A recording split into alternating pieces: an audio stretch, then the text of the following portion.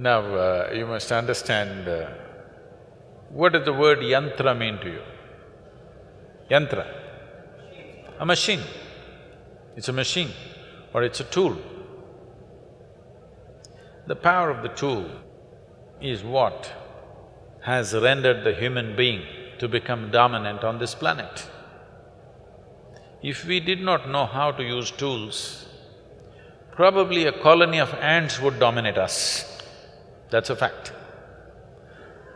If you did not know how to use a tool, you don't need tigers. See, tiger needs protection in the world today because human beings can use tools.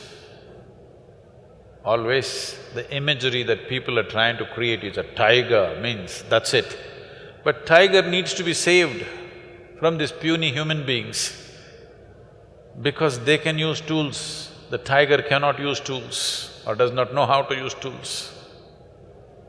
So it's the tools or the machines that we built which has made us who we are.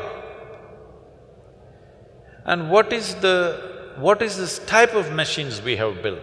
Every machine that we have built is only an extension of the existing faculties that we already have. Because I can speak, there is a microphone, there is a telephone. Because we can see, there is a microscope, there is a telescope. Because we can walk, we came up with a bicycle and every other form of locomotion. Suppose we were made like trees, rooted in one place, would we make bicycles, I'm asking? Everything that we have done, every tool, every machine that we have created is only an extension of what we already can do. What you cannot see from here, you use a telescope and you're able to see something far away. Without the tool, you would not be capable of doing it. When I refer to Devi that you're talking about or Dhyanalinga as a tool, people, Devi Bhaktas will say, Sadhguru, don't say that. Devi is more than our mother. You can't say it's a tool. I said, okay, you have such a problem, you come to the ashram, 3 days you stay here, I will give you plumbing job. No spanners, no winches, no tools. You use your hands, your teeth, whatever you want. In 3 days' time, you would have lost half your fingers and teeth. After 3 days you come to me, I'll give you one spanner. Will you worship the spanner or not? This is the power of the tool. So you need to understand this. This is a godless country. But we have 33 million gods and goddesses because we know the technology of God-making. Yes. We started creating energy forms that they will function in a specific manner. And we can create energy forms which can recognize you as a person. We can create general forms which will benefit everybody, or we can create specific forms which will recognize you as a person. You know, you have heard of Kula Devatas. What this means is, it is calibrated in such a way, it'll recognize the genetic material of who you are. And it'll only work for you if you belong to that genetic material. If you're somebody else, it'll not work for you. We've gotten all mixed up and we don't understand this anymore properly, nor is it done properly, that's a different matter. But fundamentally, we can create this. Oh, this looks like real mumbo-jumbo. Well, there are any number of things that have happened in this country, but unless it gets a recognition from the West, it cannot be true, okay? You heard of Ramanujam. Ramanujam wrote mathematical theorems a little over 100 years ago. Nobody could decipher what they are.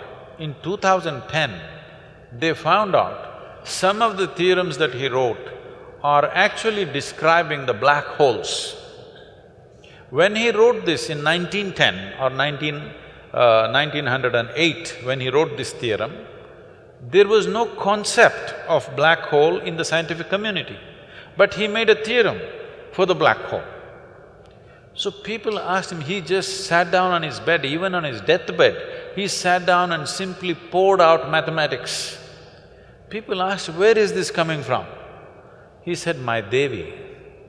All I do is appeal to my Devi and it just pours out for me.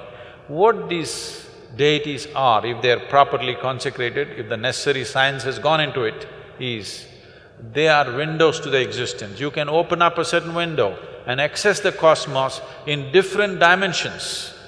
So for different aspects of life, we created different type of tools or machines. So in India, all deities are also referred to as yantras. But then the bhakti movement came. When the bhakti movement came, a bhakta or a devotee does not care for science. His emotion is everything. So anybody who would find a stone and a chisel, they started making their own things without the necessary science behind it. So the entire thing got skewed very badly because of the bhakti movement, because that's a different kind of movement. Otherwise, then this entire process is a very profound science. It's not just you, there are thousands of people, those who have these avigna yantras in their homes and offices. If you listen to their stories, you won't believe things that are happening to them, because this is a powerful tool, you just have to learn to use it. If you learn to use it, it functions phenomenally well. The best thing that you can do is you transform this itself like that, but this will need some work. If you're willing to work, we can consecrate you.